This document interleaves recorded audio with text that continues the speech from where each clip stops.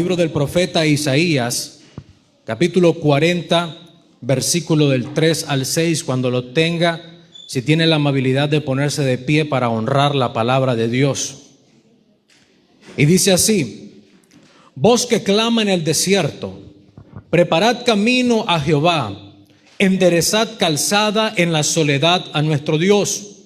Todo valle sea alzado y bájese todo monte y collado, y lo torcido se enderece y lo áspero se allane, y se manifestará la gloria de Jehová, y toda carne juntamente la verá, porque la boca de Jehová ha hablado. Voz que decía: da voces. Y yo respondí: ¿qué tengo que decir a voces? Que toda carne es hierba, y toda su gloria como flor del campo. ¿Cuántos dicen amén a la palabra de Dios? Ponga la mano derecha en su corazón y diga conmigo: Padre, hable a mi vida, porque su Hijo lo escucha. Una vez más: Padre, hable a mi vida, porque su Hijo lo escucha. Amén. Dele el mejor aplauso que le haya dado al Señor en mucho tiempo y puede tomar asiento. Indudablemente, la Biblia es la palabra de Dios, y esta palabra está llena de muchos principios. En la palabra de Dios encontramos principios de mayordomía, encontramos principios doctrinales, encontramos principios familiares, etcétera, etcétera. Un sinnúmero de principios. Pero hay un principio en la palabra de Dios que nunca ha cambiado, que en el Antiguo Testamento se realizaba, en el Nuevo Testamento se realizó y que en la actualidad también sigue vigente para la iglesia de Jesucristo. Y es el principio que todo aquel que quiere tener un encuentro con Dios tiene que prepararse. ¿Cuántos dicen amén a eso? Cuando Dios creó a Adán y Eva, Dios creó a Adán y Eva con muchos propósitos: fructificar, multiplicar la especie, cuidar la creación. Pero hay un principio, hay un objetivo fundamental con el que Dios creó a Adán y Eva. Era de compartir tiempo con su creación, era de compartir tiempo con sus hijos, que eran Adán y Eva. Literalmente, Dios descendía en el jardín del Edén y caminaba con Adán, tenía una plática con Adán, así como usted y yo podemos platicar. Pero cuando Adán y Eva pecaron, sucedió algo, que hubo una separación. La palabra pecado es separación. Hubo una separación entre Dios y el hombre, porque debemos de tener claro algo, amados. Dios es un Dios con muchos atributos. Dios es soberano, Dios es omnipotente, Dios es omnisciente, etcétera, etcétera. Pero hay un atributo de Dios que es tan grande que no solamente se menciona una vez, y es que Dios no solamente es santo, sino que Él es santo, santo, santo, 3 veces santo, y nadie que no practique santidad puede estar cerca de Dios. Pero nuestro Dios no cambia. Él sigue siendo el mismo ayer, hoy, mañana, por los siglos de los siglos. Así como en Génesis Dios quiso estar con Adán y Eva, siguiente en todo el Antiguo Testamento, Dios ingenió formas de estar con sus hijos. Sabe de que Dios, cuando hubo esa separación, luego Dios tuvo que ingeniarse otra manera, y entonces mandó a construir el arca en donde moraba la presencia de Dios, y era la forma de Dios estar cerca de su pueblo. Luego de eso se hizo hombre, vino en la figura de nuestro Señor Jesucristo y estuvo con nosotros. Luego que Jesús murió y resucitó, vino el Espíritu Santo de Dios, que hasta el día de hoy Dios está con nosotros a través del Espíritu Santo. O sea, el anhelo de Dios es estar con cada uno de sus hijos. Eso no ha cambiado. Dios quiere estar con nosotros. Dios quiere estar con nuestras familias. Dios quiere estar con nuestros hijos, caminar literalmente con nosotros. ¿Sabe que a cuántos de ustedes les encanta sentir la presencia de Dios en la iglesia? Pero no podemos conformarnos con solamente sentirlo en la iglesia. Yo quiero sentir la presencia de Dios en mi casa, en mi cuarto, que mis hijos en el camino al colegio sientan la presencia de Dios. Yo quiero vivir literalmente las 24 horas del día bajo la presencia de Dios. Ese tiene que ser nuestro anhelo, amados. Ese tiene que ser nuestro deseo. Pero para poder tener ese encuentro con Dios, necesitamos estar preparados. Diga conmigo, necesitamos estar preparados. En la Biblia encontramos múltiples encuentros en donde Dios se encontró con hombres. En Génesis, en el capítulo 35, versículo del 1 al 3, dice así: dijo Dios a Jacob. ¿Quién dijo, hermanos? Dios. Levántate y ve a Betel y quédate allí y haz un altar al Dios que te apareció cuando huías de tu hermano Esaú. Entonces Jacob dijo a su familia y a todos los que con él estaban: quitad los dioses ajenos que hay entre vosotros y limpiaos y mudad vuestros vestidos y levantémonos y subamos a Betel y haré allí al altar al Dios que me respondió en el día de mi angustia y ha estado conmigo en el camino que he andado. En una ocasión, Jacob estaba en el más grande de sus problemas. Jacob iba a encontrarse con su hermano Esaú después de haberle robado la primogenitura. Y Jacob humanamente piensa: este hombre me va a matar, porque él sabe ya lo que perdió, lo que yo le robé, lo que yo hice. Y entonces entra una desesperación en la vida de Jacob. ¿Cómo hago ahora para encontrarme con mi hermano? ¿Cómo hago para que este hombre no me mate? Y entonces Jacob recurre a alguien que cuando todo mundo le da la espalda, él nunca le da la espalda, que cuando todas las puertas se cierran, él nunca las cierra. Ese es nuestro Dios todopoderoso, hermano. Pero Jacob reconoce algo, que para poder encontrarse con Dios necesitaba prepararse. Y le dice a toda la familia: amor, muchachos, hijos, voy a encontrarme con Dios. Voy a levantar un altar al Dios que me apareció en el desierto. Pero yo necesito que boten los ídolos, literalmente lo dice. Boten los ídolos, cámbiense de ropa, alistémonos, preparémonos, porque nos vamos a encontrar con Dios. Ese principio, amados, de prepararse para encontrarnos con Dios, lo encontramos repetidamente en Éxodo capítulo 19, versículos del 9 al 11, dice así: entonces Jehová dijo a Moisés. ¿Quién dijo, hermanos? Jehová. He aquí yo vengo a ti en una nube espesa, para que el pueblo oiga mientras yo hablo contigo, también para que te crean para siempre. Y Moisés refirió las palabras del pueblo a Jehová. Y Jehová dijo a Moisés: ve al pueblo y santifíquelo hoy y mañana, y laven sus vestidos, y estén, como dice, preparados para el día tercero, porque al tercer día Jehová descenderá a los ojos de todo el pueblo sobre el monte Sinaí. Este principio no ha cambiado. El que quiere encontrarse con Dios tiene que prepararse. ¿Cuántos de ustedes quieren encontrarse con Dios, hermano? Entonces diga: tengo que prepararme.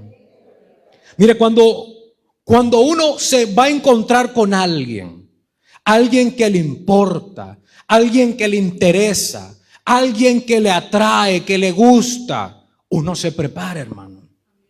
Sabe que yo recuerdo que cuando andaba de noviazgo con mi esposa, yo me bañaba, me alistaba, me perfumaba, me peinaba bien, porque iba a encontrarme con alguien que me importa, hermanos. A los solteros les pasa lo mismo, y cuando estuvimos solteros, claro, hermano. Pero cuando uno no se prepara para un encuentro con alguien, es porque no le importa esa persona. Así de fácil. Así de fácil es el evangelio.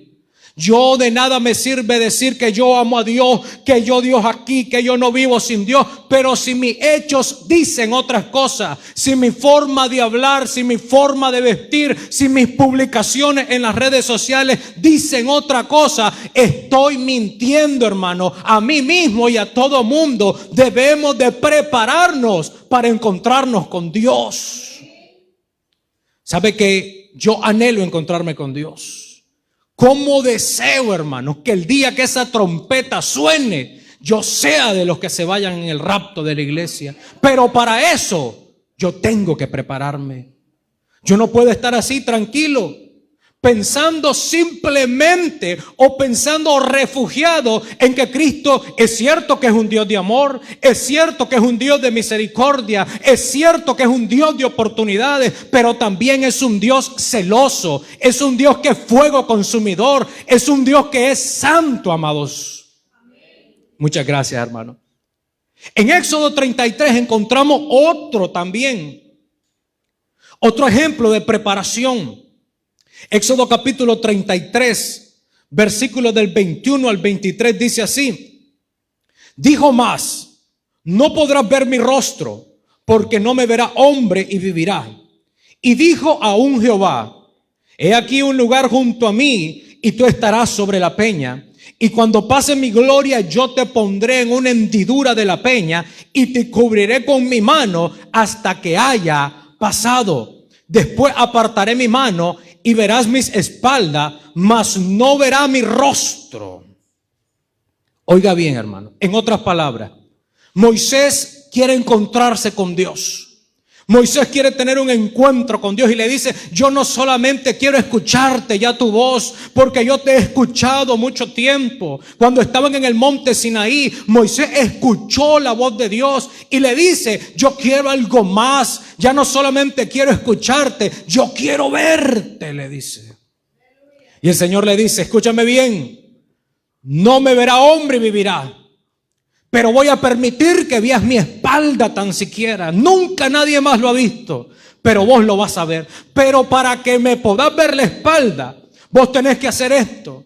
Te voy a poner sobre una peña detrás de una hendidura de una gran roca. En otras palabras, había una gran roca con un hoyito. Y le dice, ahí me vas a ver, porque esa gloria va a poder, porque esa roca va a poder detener un poco mi gloria para que tú no mueras. En otras palabras, para poderse Moisés encontrarse, ver a Dios, tenía que hacerlo como Dios decía y no como Moisés quería. Si Moisés no se hubiera puesto detrás de esa peña, Moisés hubiera muerto. Si él no le hubiera hecho caso a Dios de cómo iba a ser el mecanismo de que lo viera, de que se encontrara, Moisés hubiera muerto. Y ese es un gran problema que tenemos hoy en día en la iglesia de Jesucristo, que queremos vivir un evangelio a como a mí me parece, a como a mí me gusta, a como yo quiero, y no a como Jesucristo quiere que yo viva. El verdadero evangelio de nuestro Señor Jesucristo es dejar de hacer lo que a mí me gusta y empezar a hacer lo que Cristo quiere que yo haga a través de su palabra. Si no se practica eso, no podemos encontrarnos con Dios. No se puede, hermanos. No es a como yo quiero, no es a como a mí me parece, es como al Rey le place. En Hebreos 11:7 encontramos otro ejemplo. Todos estos son del Antiguo Testamento. Hebreos 11:7 dice así: por la fe Noé, cuando fue advertido por Dios acerca de las cosas que aún no se veían, con temor preparó el arca en que su casa se salvase. Y por esa fe condenó al mundo y fue hecho heredero de la justicia que viene por la fe.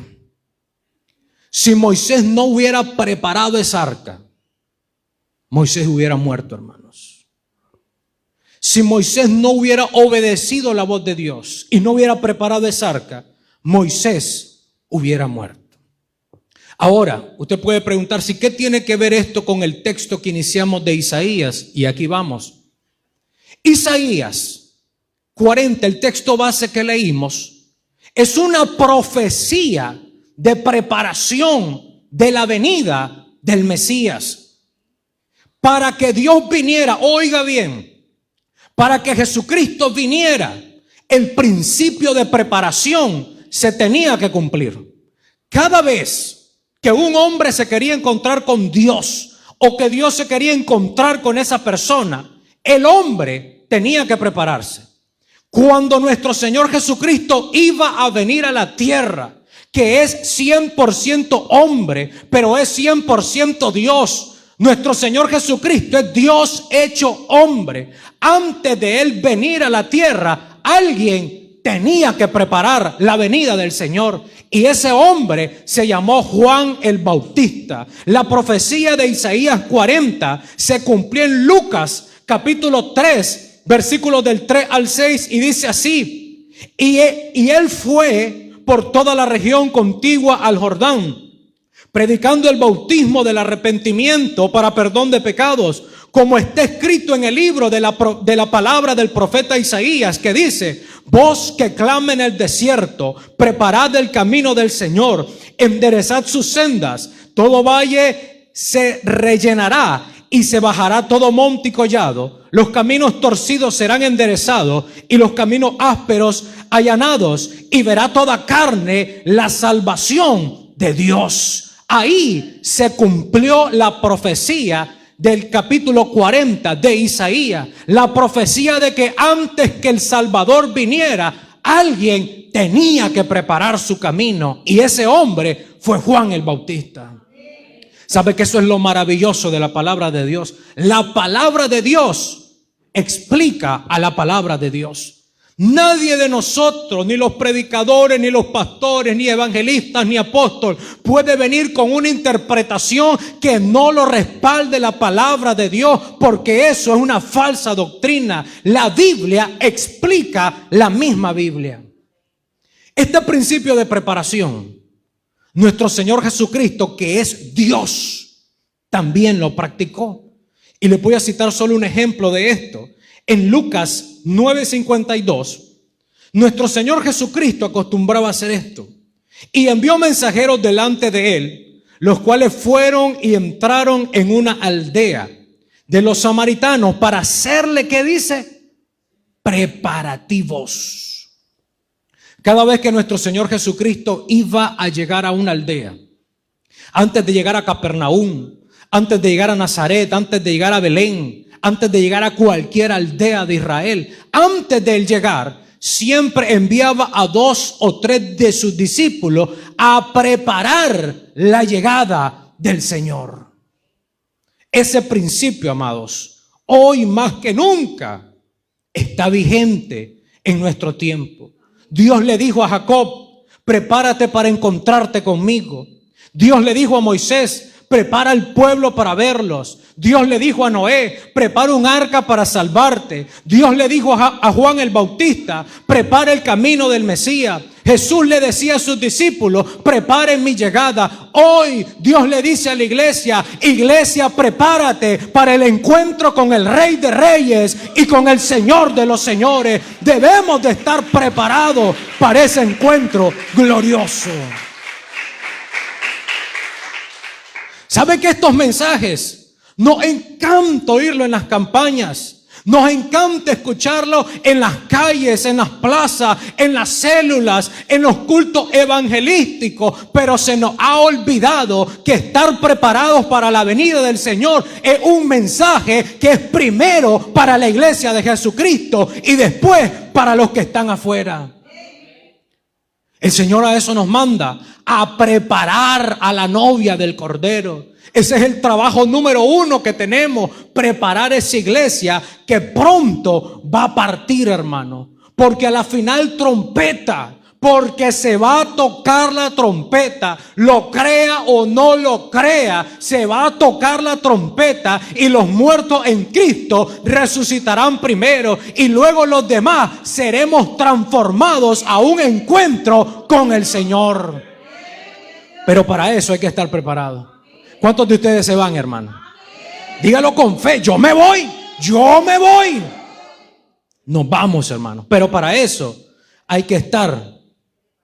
¿Cómo hay que estar, hermano? Preparados. En Mateo capítulo 25, versículo 10, la parábola de las 10 vírgenes, algo muy conocido.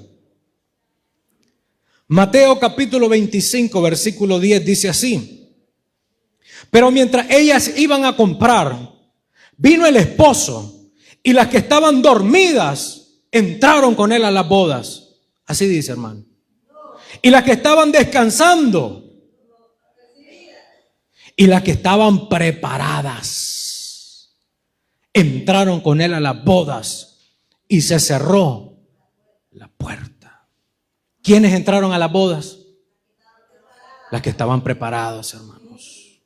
Las que estaban preparados. Hoy en día se está negando esta doctrina, esta enseñanza, este principio de la venida del Señor. ¿Sabe que yo recuerdo que hace unos 10, 15 años atrás, gracias a Dios, yo nací en el Evangelio? Y yo recuerdo que hace 15 años atrás, los únicos que decían de que la segunda venida del Señor, del rapto de la iglesia, era mentira, solamente eran los testigos de Jehová en Nicaragua, porque a nivel mundial esto tiene años de gente que ha negado esta doctrina.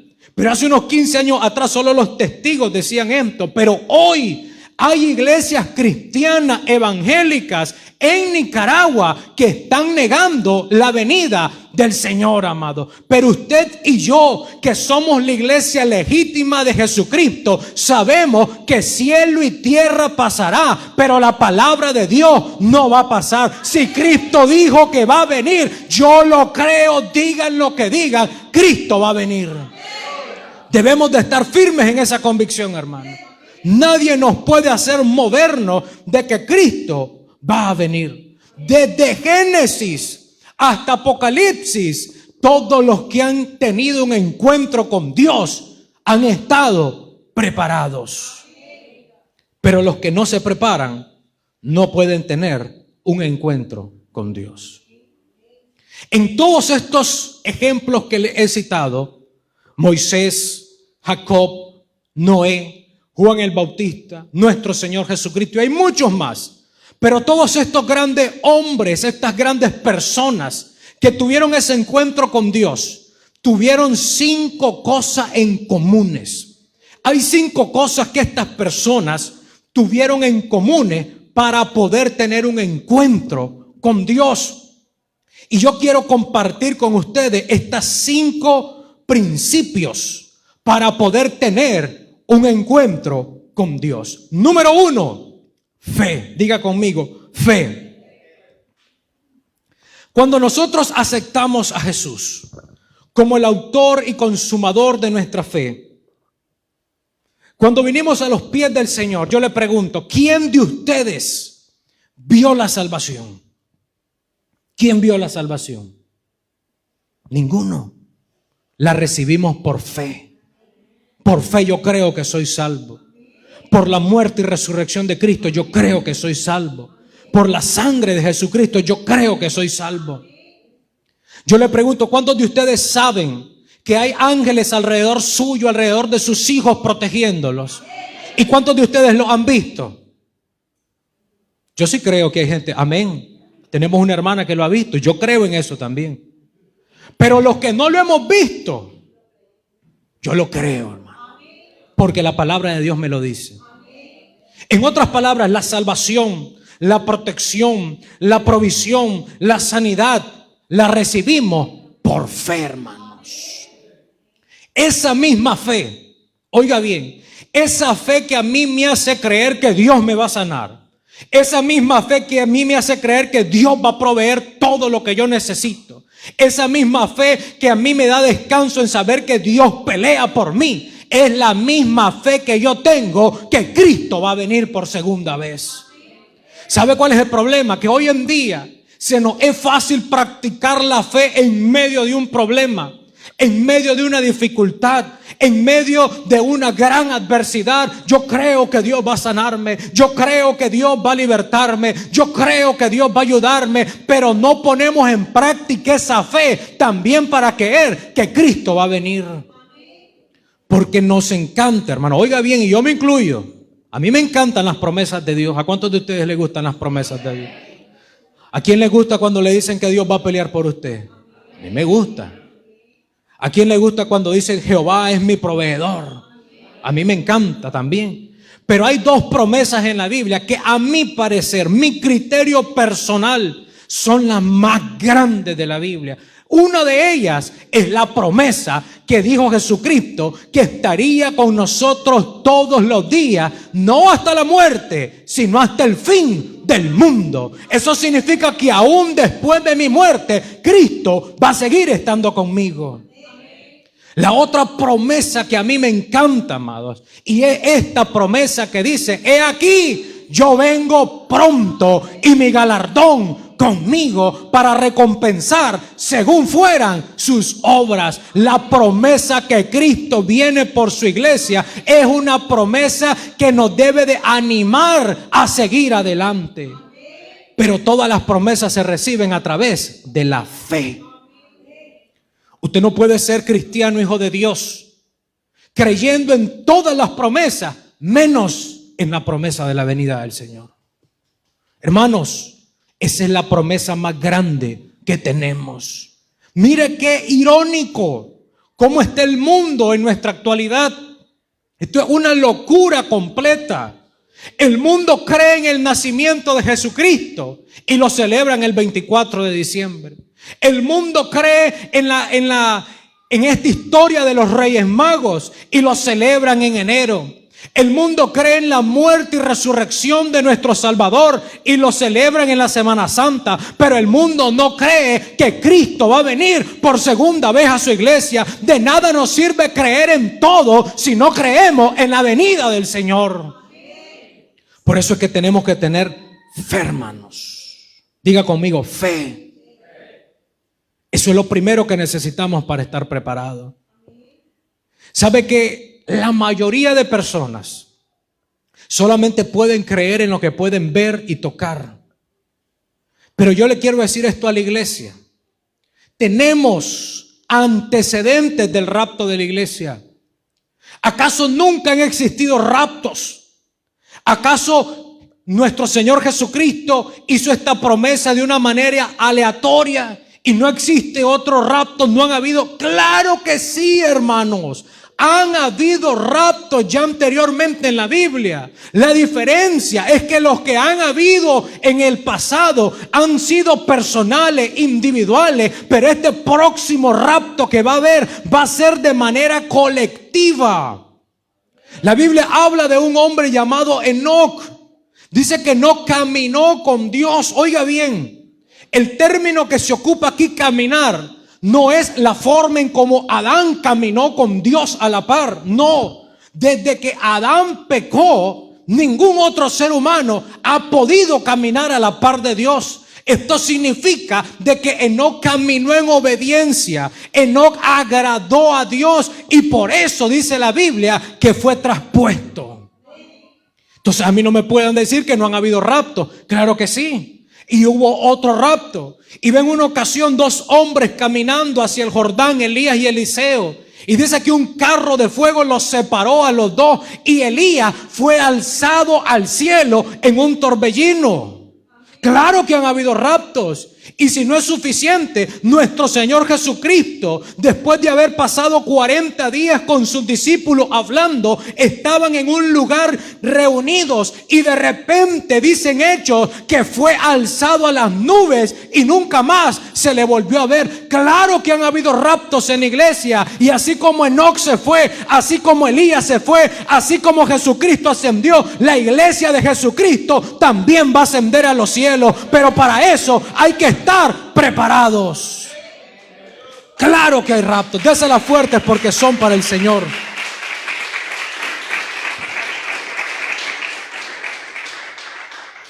Lo segundo que estos grandes hombres tuvieron en su preparación para encontrarse con Dios fue temor. Diga conmigo, temor. ¿Saben que hay hermanos? Yo estoy seguro que aquí no hay de esos. Amén. No les he dicho, ya están diciendo amén. Hay hermanos, ¿sabe? A mí me gustan mucho estos temas. Y hay hermanos que a mí me dicen, cuando me invitan a predicar a algunas iglesias, no hable del rapto, no hable de la venida del Señor, por favor. Es que hay hermanos que no les gusta esto. ¿Y por qué? Les pregunto. Porque les da miedo. ¿Cómo le va a dar miedo a un cristiano que le digan que su Señor viene pronto? Hermanos, cada vez que yo veo cómo las profecías se van cumpliendo, cómo el mundo se está acomodando para la venida del Señor, a mí me alegra, hermano. Hay un gozo en mi corazón de saber que Cristo ya pronto va a venir por nosotros. Pero hay gente que le da miedo. Hay gente que no le gusta que le hablen de este tema. El temor que necesitamos en nuestra preparación es el temor de reverencia. Debemos de tener reverencia ante Dios, y es algo que se ha perdido en la iglesia. Oiga bien esto que le voy a decir. Yo soy un joven de 34 años de edad. No soy una persona de que me crié en la vieja guardia, que estoy ya de la iglesia pasada. No, hermanos, nada de eso. Pero hay temas, hay doctrinas, hay principios que no pueden cambiar en la iglesia de Jesucristo. Podemos cambiar estructura, hermano. Podemos poner luces, sonido. A mí me encanta. Nosotros estamos, la iglesia que estamos levantando ahorita, mi esposo y yo estamos, hace 3 meses empezamos a iniciar una obra desde cero y estamos igual que ustedes, mire, copiándolos porque me encanta esto. Pero esto podemos cambiar la estructura, el edificio, pero la palabra de Dios no la podemos cambiar. Para encontrarse con Dios hay que ser santo, hay que tener temor, hay que buscar de Dios, hay que nacer de nuevo. Eso no podemos cambiarlo, hermano. El temor reverente ante Dios y en la iglesia, eso no lo podemos cambiar. En una ocasión, eso fue hace poquito, hace como un mes, estaba conversando con jóvenes de diferentes iglesias, porque tengo el privilegio de ser el coordinador distrital de jóvenes de León y el secretario regional juvenil. Y estaba reunidos con todas las directivas de jóvenes de las iglesias del distrito León Central. Y luego que terminamos la reunión, empezamos a tener un convivio, un refrigerio. Y uno de los muchachos es casado, empezó a hablar temas matrimoniales de intimidad, pero desde un punto de vista no correcto. Y yo me incomodé, hermanos, les soy sincero, porque un hijo de Dios temeroso se incomoda donde hay plática obscena. Yo no concibo cómo un hijo de Dios puede estarse riendo de chistes obscenos, vulgares. Ahí no hay temor de Dios. Yo me incomodé. Y yo me fui a la par de este muchacho, que es muy amigo mío, y puse una silla entre él y yo. Y le dije, Julián, ninguno de ustedes se llama Julián, ¿verdad? Yo digo eso ese no es su nombre, por ética, pero ocupé el nombre Julián. Julián, le digo yo, si Cristo estuviera sentado en esta silla, le digo, ¿vos estuvieras hablando eso que estás hablando? No, me dice. Y yo le respondí, ¿y qué te hace pensar que no está aquí? Eso es temor, hermanos. Tener temor de Dios no es decir, uy, Cristo va a venir, ay, me da miedo. No, eso no es temor de Dios. El temor que Dios le está pidiendo a su iglesia es un temor reverente, que lo tengan presente en todas sus decisiones, que lo tengan presente en todas sus conversaciones, que tengan presente que las 24 horas del día Cristo está con nosotros. Nos vean o no nos vean, no escuchen o no nos escuchen, Dios sí nos mira, hermano. Ese es el temor que Dios le está pidiendo a su iglesia hoy en día. Amén. Lo tercero que necesitamos para poder tener ese encuentro con Dios, lo encontramos en Hebreos 12:14. Dice así, es un texto muy conocido. Seguid la paz con todos y la santidad, sin la cual nadie verá al Señor, hermano. Para poder encontrarnos con Dios, yo necesito prepararme. Pero en mi proceso de preparación, yo necesito santidad, hermano. Necesito santificarme, porque Cristo va a venir por una iglesia santa, Estamos actualizados. Ya eso de santidad ha quedado desfasado. Eso es para el Antiguo Testamento. Mentira del diablo es esa, hermano. Dios sigue siendo el mismo. Dios no cambia. Su poder no cambia. Su fuerza no cambia. Su majestad no cambia. Su santidad tampoco cambia. No cambia. Dios es inmutable. Y Dios demanda de usted y de mí santidad, hermano. Santidad. La pregunta del millón es esta: ¿cómo logramos la santidad? ¿Cómo logro yo la santidad? ¿Sabes? Es una de las preguntas que más me ha confrontado a mí. A mí muchos me han invitado a panel, foros que hacen en la UNAM León. Hace mes y medio estuve predicando en el auditorio en el Ruiz Ayesta sobre un panel que había de jóvenes cristianos. Y yo no sé si es que les gusta la respuesta que yo les doy o es que los confronta, pero siempre me preguntan de primero a mí, después los otros se van copiando de mi respuesta, porque es la misma pregunta. Y me preguntaron, ¿cómo hace una persona? ¿Cómo hace un cristiano para perfeccionar la santidad? Mira, hermano, yo he descubierto esto. Yo me puedo arrodillar. Yo puedo orar 1, 2, 3 horas diciéndole al Señor: Señor, dame santidad. Padre, hazme santo. Y yo me voy a parar siendo el mismo. No me voy a parar siendo San Lester, se lo aseguro, hermano. Usted no se va a parar siendo san su nombre, santa su nombre. No, hermano. Porque oiga bien, la santidad no es algo que se recibe. Las bendiciones de Dios las recibimos. La sanidad la recibimos. La protección, la salvación, todo eso lo recibimos por gracia. Pero la santidad es algo que le toca a usted y me toca a mí.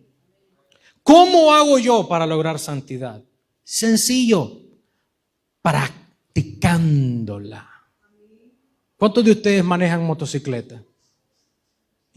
Poquitos, no les creo, hermano. No, yo no pregunté cuántos tienen, cuántos saben manejar motocicleta. ¿Cuántos saben manejar carro? Oiga bien, cuando yo inicié con mi motocicleta, la primera moto que tuve que mi papá me regaló, oiga bien esto.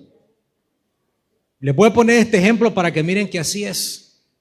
Yo me montaba en la moto y yo decía en mi mente: clutch, cambio, acelero, saco clutch. ¿A cuántos de ustedes les pasó lo mismo? Los que se están riendo les pasó también. Después, cuando empecé a aprender carro, igualito. Enciendo eso, clutch, cambio, acelero, saco clutch. Y así mentalmente. Pero al pasar del tiempo y con la práctica, yo hoy me monto en ese carro y yo no pienso nada, hermano. Solo lo enciendo y cuando miro, ya voy en viaje. Igual es la santidad.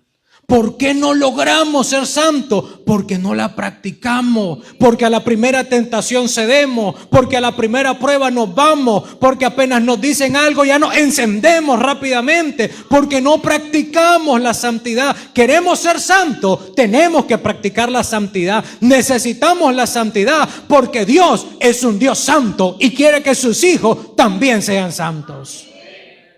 Así que practiquémosla, hermano. A mí me dan risa. Yo casi no comparto memes, no sé por qué, pero me dan risa. Y hace poco vi un meme que me dio risa, pero me dio risa. Un meme donde le dice una persona a otra: nunca voy a volver con esa filistea. Y después el pastor le vuelve a preguntar, otra persona, el pastor después le pregunta. Y le responde, le pregunta: ¿vas a volver con él? Nunca voy a volver con esa filistea. Y después se aparece la filistea y le dice: ¿querés volver conmigo? Obvio, le dice. Hermanos, a la primera tentación cedemos. Es obvio que ninguno de nosotros es perfecto. Unos fallamos en una área, otros fallamos en otra. Pero ¿qué tanto estamos luchando por agradar a Dios? ¿Qué tanto resistimos la tentación, hermano? Necesitamos practicar la santidad. Amén. Cuarta cosa. Cuarto principio que toda esta gente usó para poder encontrarse con Dios. En su proceso de preparación, ocuparon algo que se llama proclamación. Diga conmigo, proclamación. Cuando Dios le dice a Noé, quiero que prepares un arca, porque va a venir un diluvio y que ahí se salven los que puedan. ¿Ustedes creen, hermanos, sinceramente, que Noé a nadie le dijo que venía un diluvio? Noé anduvo por todos lados diciendo, viene un diluvio, va a llover, alistémonos, vengan hombre, ayúdenme a construir esta arca para que esté más rápido y aquí nos vamos a salvar.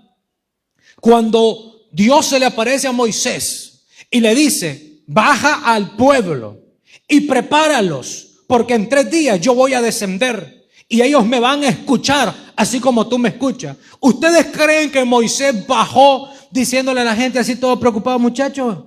Miren, Dios dice que va a venir a hablar con nosotros. ¿Quieren o no quieren? ¿Nos preparamos o no? ¿Qué dicen? No, hermanos. Esa gente proclamaba día y noche, Dios va a venir, vamos a encontrarnos con Dios, preparémonos, alistémonos para que nos encontremos con Dios. Hoy, hermanos, nosotros, la iglesia Monte de los Olivos, tenemos que proclamar en La Paz Centro, León, Nicaragua y el mundo entero que Cristo viene pronto. Si otra iglesia no lo está haciendo, nosotros vamos a hacer la diferencia y sí vamos a decirle a todo el mundo que hay esperanza en Jesucristo, el Hijo de Dios, que Cristo viene pronto por cada uno de nosotros y que todavía hay salvación en el nombre de Jesús. Ese es el trabajo de nosotros, la iglesia. Proclamar, hermanos. Esta gente proclamaba día y noche que Cristo viene pronto. Yo le quiero hacer una pregunta, oiga bien, no me la responda, respóndaselo usted mismo. ¿A cuántas personas en esta semana usted le ha hablado de Cristo? ¿A cuántas, hermano? ¿A cuántas personas en este mes, en lo que va de julio, ya solo nos queda una semana para terminar julio? ¿A cuántas personas usted le ha hablado de Jesucristo? Vamos más allá. En este año, estamos a la mitad del año 2022. ¿A cuántas personas le hemos hablado de Jesucristo? Es una pregunta que nos confronta a todos, nos confronta. Oiga bien, cuando yo estaba un poco más joven, tuve una experiencia que cambió mi vida, por completo cambió mi vida eso. Fue algo traumático, todavía me tiene traumado. Y yo dije que nunca más me iba a volver a pasar eso a mí. Estaba en secundaria, creo que 3er o 4º año. Y fui a un campamento de jóvenes, como les dije al principio, tengo el privilegio de haber nacido en el Evangelio, hijo de padres cristianos. Y fui a un campamento de jóvenes, tenía como 16 años, 15 años, 3er o 4º año de secundaria. Y en el campamento, de larguito, yo vi a un compañero de clase mío, que teníamos ya 3 años de estar estudiando en secundaria, en la misma aula, en el mismo salón. Nunca habíamos estado en equipo de trabajo, pero yo sabía, teníamos 3 años de estar en el mismo salón. Yo lo vi de larguito, no lo quise saludar, pasó. La segunda noche, hacen un llamado en el campamento. Y ese compañero mío de clase, pasó a aceptar a Cristo. Cuando él pasa a aceptar a Cristo, yo me siento alegre. Y me fui a saludarlo. Y le dije, Julián, felicidades, qué alegre que aceptaste a Cristo. Sí, Lester, me dice, y vos me dices, ya aceptaste a Cristo. Y yo le digo, sí, yo nací en el Evangelio. Y la cara de él le cambió, hermano. Y me dijo, ¿por qué nunca me hablaste de Cristo? Hermanos, eso fue hace 16 años, 18 años. Desde ese día yo le prometí a Dios que no me iba a callar de predicar el Evangelio. Fue algo triste, a mí me dolió, hermano, me dolió en mi corazón. Y cada vez que recuerdo esa experiencia, me da una cosita aquí todavía, hermano. ¿Por qué se nos hace difícil hablar de Cristo? Qué fácil se nos hace hablar de fútbol. Ahorita hablamos de lo que pasó ayer en el clásico y todo el mundo sabe, hermano. Y facilito, y hasta sabemos cosas que no han pasado del fútbol. Y ya sabemos que el Barça va a vender a tal jugador y que el Real va a comprar a no sé quién y no sé cuánto. Qué fácil se nos hace hablar de política. Fácil. Qué fácil se nos hace criticar a la gente. Qué fácil se nos hace hablar de gustos, de influencers, de TikTok, de YouTube, de Facebook. Qué fácil se nos hace hablar de las tendencias. Pero qué difícil se nos hace hablar de Cristo, hermano. ¿Sabe por qué? Se lo digo, hermano. Se lo digo. Me van a volver a invitar, sí, aunque se los diga. ¿Sabe por qué? Porque estamos más llenos de las noticias y de las cosas del mundo que de Jesucristo. La Biblia lo dice, de la abundancia del corazón habla la boca. Si aquí solamente está Cristo, hermano, ese es mi único tema. ¿Qué puedo estar hablando yo de política con alguien si yo no soy político? ¿Qué puedo estar hablando con alguien de fútbol si yo ni me gusta ni veo el fútbol? Como yo solo tengo a Cristo aquí, lo único que me sale es Jesucristo. Así de fácil, hermanos. Necesitamos proclamar. Pero para eso primero tenemos que estar llenos de Jesucristo. Amén. Quinta, hermanos, quinta y última. En este proceso de preparación, todos estos grandes hombres de Dios tuvieron devoción. Diga conmigo, devoción. Hermano, ¿cuántos de ustedes les gustan las fiestas?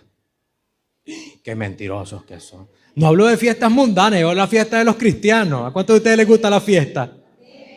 A mí me gusta la fiesta, los cultos en acción de gracia, los cumpleaños, las bodas. Hoy voy a unos 15 años en la tarde. Hermano, eso a mí me gusta. A quien no le gusta ir a sentarse a plata comida. A todos nos gustan las fiestas, ¿o no es? Eso es tener alegría. Eso es tener una devoción. Y eso Dios le exige a su iglesia, que tengan devoción, que tengan alegría. ¿Sabe que cuando Moisés se bajó de ese monte, cuando Moisés se bajó del Sinaí, Moisés no venía triste a decirle a la gente, muchachos, fíjense que Dios se quiere encontrar con ustedes? No, Moisés venía corriendo desesperado a decirle al pueblo israelita, preparémonos, Dios va a descender, nos vamos a encontrar con el Señor. Noé no andaba triste diciendo que iba a venir un diluvio. Noé andaba alegre diciéndole, ¿saben qué? Va a venir un diluvio, pero les tengo una buena noticia. Dios me dijo que construyéramos un arca y que ahí nos vamos a salvar. Nosotros tenemos que tener devoción, hermano. No podemos andar con tristeza diciendo que Cristo viene pronto. Al contrario, tenemos que andar con alegría diciéndolo. ¿Saben qué? La Paz Centro, Cristo viene pronto, vuelve el Rey de Reyes y Señor de los Señores. Con alegría, hermanos, alegres, porque Cristo va a venir. Debemos de tener esa alegría, hermanos. ¿Por qué entristecernos que Cristo va a venir? ¿Por qué afligirnos que Cristo va a venir? No, hermanos, alegres porque Cristo va a venir, hermano. Yo estoy contento en saber que Cristo va a venir. Pero para poder encontrarme con el Señor, yo tengo que estar preparado. Y termino con esto. En el Evangelio según San Mateo, capítulo 24, versículo 40.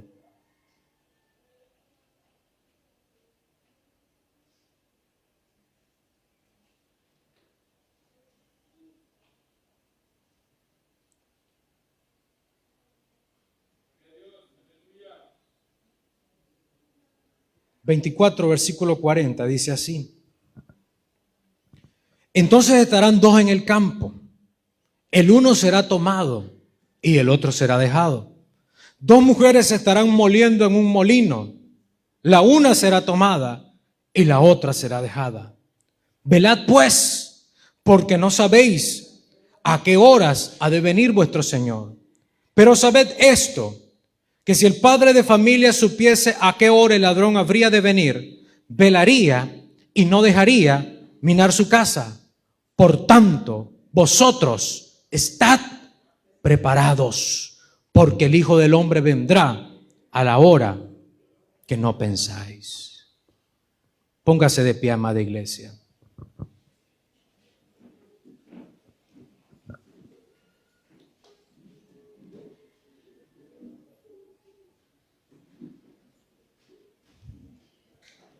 Debemos de estar preparados, hermanos, para ese encuentro con el Señor.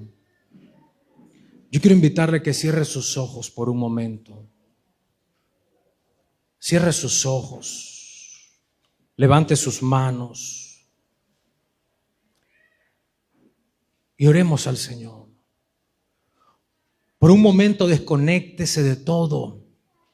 Olvídese de lo que hay que hacer más tarde. Olvídese de que hay que cocinar. Olvídese del trabajo que empieza ya el lunes y conéctese a la presencia de Dios. Vamos orándole, agradézcale al Señor ese sacrificio que hizo en la cruz del Calvario. Hay más razones que agradecer que pedirle a Dios. Padre, gracias por ese sacrificio. Gracias, Dios amado, por ese sacrificio tan hermoso, tan maravilloso que usted hizo en la cruz del Calvario. Señor Jesús, gracias por su palabra que nos llena. Gracias por esa palabra que nos habla cada día. Gracias, Dios amado, porque así como usted murió y resucitó, también volverá por nosotros. Dios amado, prepárenos para ese día. Señor, estamos claros que su venida es inminente. Estamos claros, Señor, que usted va a venir por segunda vez a traer a ese pueblo. Yo quiero ser de ese pueblo, Dios amado. Vamos, dígale, hermano: Padre, ayúdeme. Ayúdeme a estar preparado. Ayúdeme a ser de los que partan.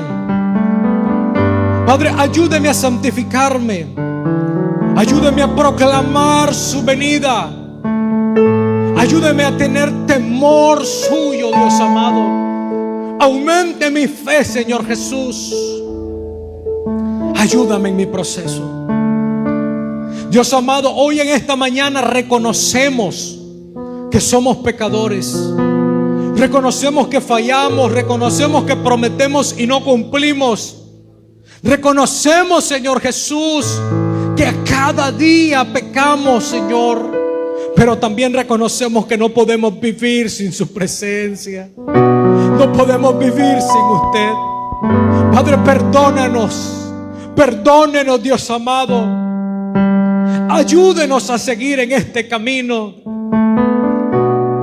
Vamos, hermano, confiese su debilidad. Dígale al Señor: Padre, ayúdame en esta área. No tenga temor, no tenga pena de acercarse al Rey de manera humilde, reconociendo su error. Dígale: Padre, ayúdame en esta debilidad. Ayúdame en este pecado. Padre, ya no quiero seguir siendo el mismo. Ya no quiero seguir siendo la misma. Padre, yo quiero ser una mejor persona. Quiero ser un mejor hombre. Quiero ser mejor cónyuge, mejor hijo suyo, mejor padre, mejor abuelo, mejor sobrino, mejor hijo. Yo quiero ser la mejor versión de mí mismo, Dios amado. Espíritu Santo de Dios, yo le pido que sea usted tocando mentes, tocando corazones en este momento, Señor. Padre, redarguyendo de pecados. Sea usted, Señor Jesús, ministrando a sus hijos, ministrando a sus hijas, Dios amado. Espíritu Santo, ayúdenos. Ayúdenos en esos momentos de debilidad. Padre, cuando las tentaciones vienen a nuestras vidas, sea usted fortaleciéndonos, sea usted dándonos las fuerzas necesarias para poder vencer las tentaciones, Dios.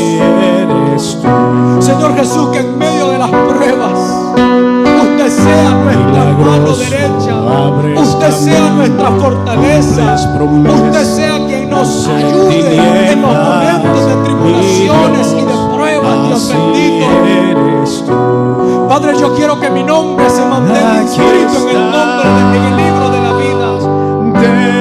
Señor Jesús, que cuando esa trompeta suene, si ya estoy muerto, quiero ser de los que resuciten. Y si estoy vivo, yo quiero ser de los que sean transformados y se encuentren con usted en la nube, Dios. Padre, ayúdenos, Señor, ayúdenos. De nada nos serviría haber sido pastor, de nada nos serviría haber sido músico, de nada nos serviría haber sido diácono, de nada nos serviría haber estado 30, 40, 50 años en la iglesia si nuestros nombres no están inscritos en el libro de la vida. Padre, ayúdanos, Señor. Ayúdenos a estar preparados. Ayúdenos a estar listos. Ayúdenos a encontrarnos con usted, Dios bendito de la gloria. Padre, yo quiero encontrarme con usted. Padre, este pueblo quiere encontrarse con usted, Señor. Ayúdenos a encontrarnos con usted, Dios amado. Oh, sí, Señor Jesús. Padre, ayúdenos, Dios. Señor, con nuestras fuerzas no podemos, con positivismo no podemos, con mentalidad no podemos, con psicología no podemos. Esto solamente es tu Espíritu Santo, Dios amado. Ese Espíritu Santo que fluye de nosotros. Llénanos en esta mañana, Señor. Porque solamente llenos de su presencia vamos a poder proclamar de su victoria. Porque solamente llenos de su presencia vamos a tener la fe para poder pararnos frente a las adversidades. Porque solamente llenos de su presencia vamos a poder levantar ese estandarte suyo de la gloria. Oh, Espíritu Santo de Dios, ministra tu presencia. Espíritu Santo de Dios, llénanos, llena cada uno de nosotros, Dios bendito de la gloria.